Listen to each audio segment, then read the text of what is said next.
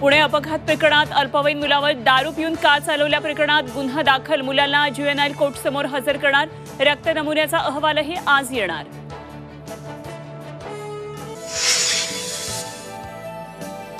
गजानन कीर्तीकरांची पक्षातून हकालपट्टी करा, शिशिर शिंदेंची मुख्यमंत्री शिंदेंकडे मागणी। कीर्तीकरांनी पक्षविरोधी वक्तव्य केल्याचा आरोप।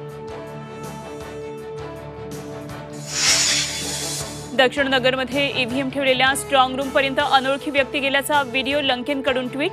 त्रिस्तरीय सुरक्षा असताना अज्ञात व्यक्ती गोदामापर्यंत पोहोचलीच कशी? निलेश लंकेनचा प्रशासनाला सवाल।